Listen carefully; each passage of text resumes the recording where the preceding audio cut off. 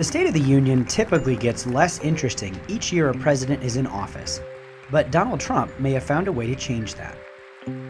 Under other administrations, presidential addresses to Congress start out exciting. After all, it's a new president speaking to lawmakers directly. The president shall give to Congress information about the state of our union.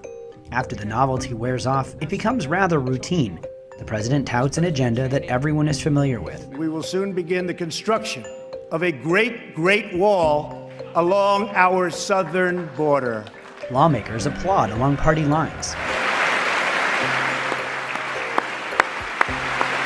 And the State of the Union is always strong. Ladies and gentlemen, the state of our union. And the state of the union. The state of our union Is strong. Is strong. is strong. Is confident and strong. But this year's drama over the longest government shutdown in history has added an element of uncertainty. Speaker Nancy Pelosi's decision to disinvite Trump turned the speech into a hot potato. Since government is shut down, we do not, let's work together on a mutually agreeable date. The State of the Union speech has been canceled by Nancy Pelosi because she doesn't want to hear the truth. And Trump's address will come even as lawmakers are trying to stave off yet another shutdown. In a short while, I will sign a bill to open our government for 3 weeks until February 15th. The speech won't be much more exciting than usual, but the fight around it has added a bit of reality TV drama. And if there's anyone who knows how to make reality TV work. Here to discuss, former Bernie Sanders national staffer Teslin Figueroa, author of The Working Class Republican, Ronald Reagan and the Return of Blue-Collar Conservatism, and senior fellow at the Ethics and Public Policy Center, Henry Olsen, and Fox News contributor and national security analyst Morgan Ortagus. Morgan, first time on the show. It's very exciting. Thank you. I'm happy to be here. All right, so I don't have the long title that Henry has, Very, but exactly. I like it. It's impressive. Very short and sweet. So I want to go straight to healthcare. Sure. I think that there's a sort of sense that among the Republicans that, well, we tried to do it, didn't work, let's move on, let's do something else. I think that's really fatal. I think they've got to have an answer. Yeah, your opening monologue was spot on, and that's what the polling indicates as well.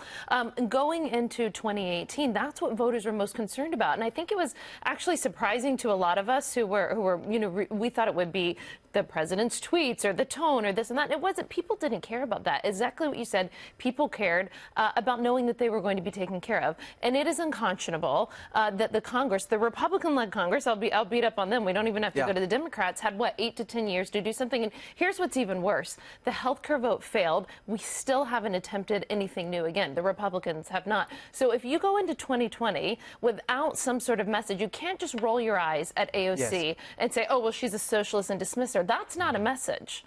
That's not fixing things. And so hopefully we're getting to a message Very at some well point. put. Henry. I totally agree. Look, I'm a Ronald Reagan biographer, and what Donald Trump needs to tell the Republicans that when Ronald Reagan endorsed Barry Goldwater on national television in 1964, he endorsed national universal coverage. He said that we conservatives are for telling every American, telling senior citizens that no one should be denied health care because of a lack of funds. Quoting Ronald Reagan.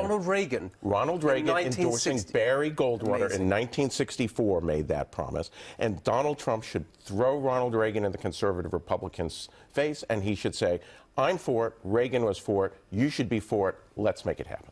That's really, I'm just thrilled that that's why we need Henry here to tell us that history. That's really, really interesting.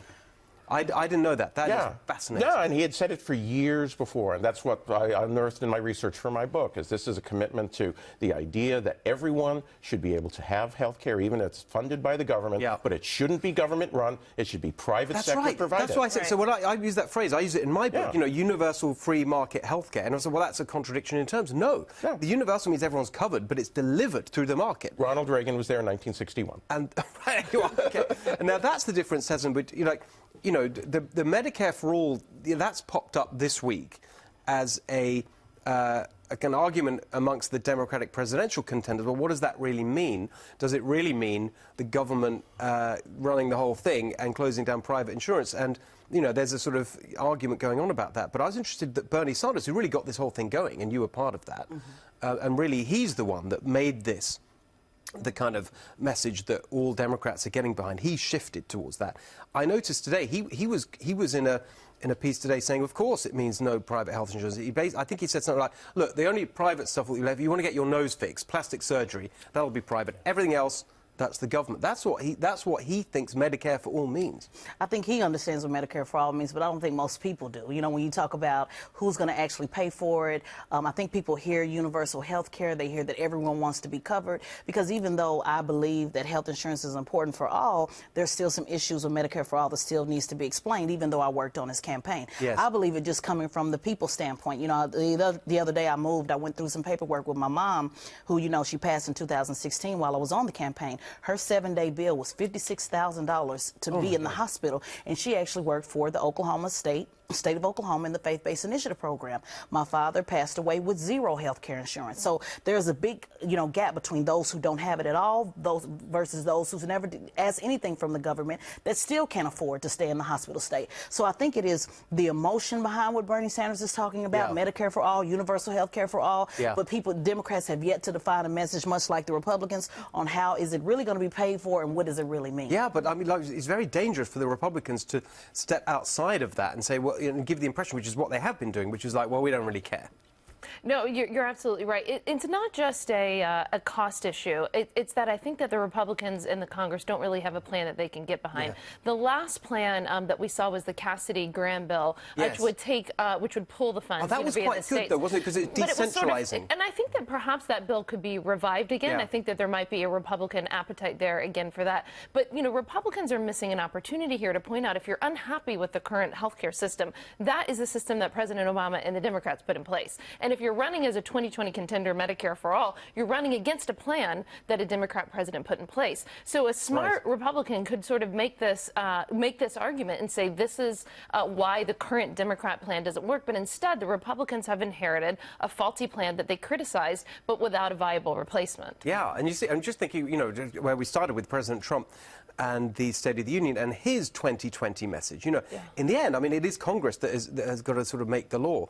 But if he puts his weight behind that kind of now we know Reaganite Republican version of universal health care, I think that's really powerful. You know, he's just going to have to drag this Congress kicking and screaming, I think. I mean, it's amazing to me, the lack of innovative ideas. Yes. I mean, I really think the only one that we've seen come before is the Graham-Cassidy bill, so hopefully they'll revive that. But Steve, it's also important we talk about businesses as well. You know, even though I know we need health care, I also had to shut my business down because I couldn't afford to put temporary employees on health care insurance. So there's a gap with that as well. How do small, medium businesses provide health care? Real nitty-gritty problems that people want answers to.